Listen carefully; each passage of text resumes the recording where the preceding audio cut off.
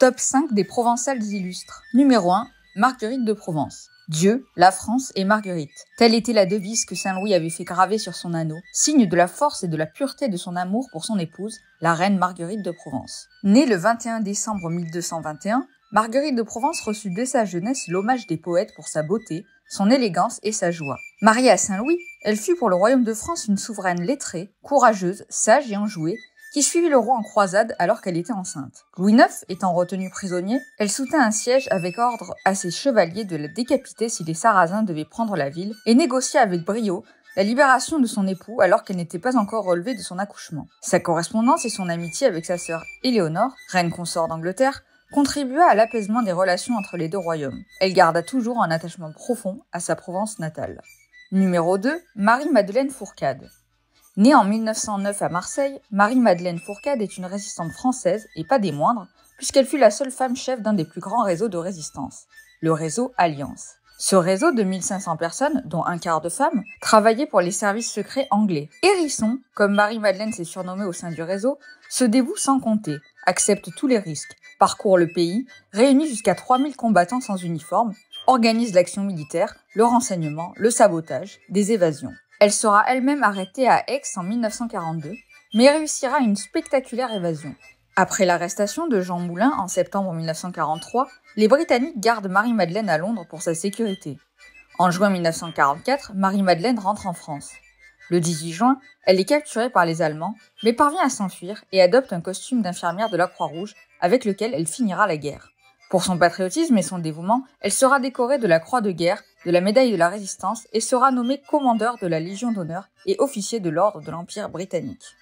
Numéro 3, Olympe Audouard. Olympe Félicité de Jouval est née le 13 mars 1832 à Marseille. Elle se marie et divorce bien vite de son époux infidèle, tout en obtenant la garde de son enfant et un nom de plume, Olympe Audouard. À Paris, elle fréquente les romantiques et, devenue écrivaine professionnelle, accomplit un grand voyage, visitant et décrivant l'Égypte, la Palestine, la Syrie, la Turquie, puis la Russie, la Pologne et l'Allemagne.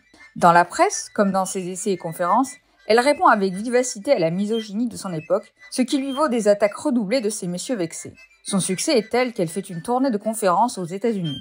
Elle revendique l'égalité politique et sociale entre les sexes, dans la citoyenneté comme dans la conjugalité. Parmi ses titres les plus évocateurs, on peut citer Gynécologie, La femme depuis 6000 ans, Le luxe effréné des hommes, Les mystères d'Égypte dévoilés ou L'homme de 40 ans. Ardente patriote, elle reste à Paris pendant le siège de 1870 et s'enrôle en tant qu'infirmière.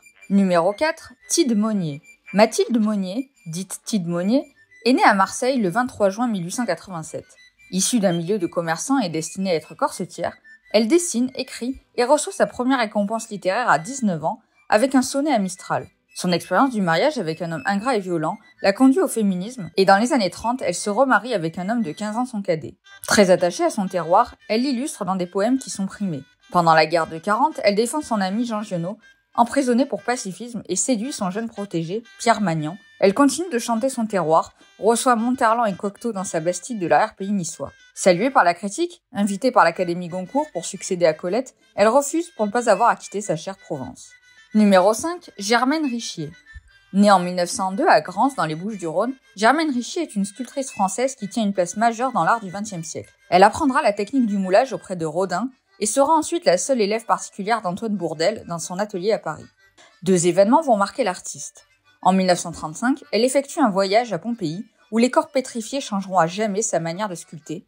Et, lorsque la guerre éclate en 1939, Germaine Richier réalise alors des créations de formes hybrides, proposant une vision tourmentée de la condition humaine.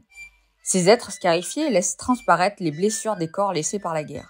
Les formes, les rides et le réalisme de ces modèles la fascinent, à l'opposé d'une vision érotisée du corps de la femme. Ses œuvres sont exposées dans tous les grands musées d'art moderne, Tate, Galerie, MoMA, Centre Pompidou. Nous aurions aussi pu parler de Justine Favard, de Louise Collet, de Bertie Albrecht, de Mireille Mathieu, de Jeanne de Flandrésie. Si ce top vous a plu, elles feront l'objet d'une prochaine vidéo.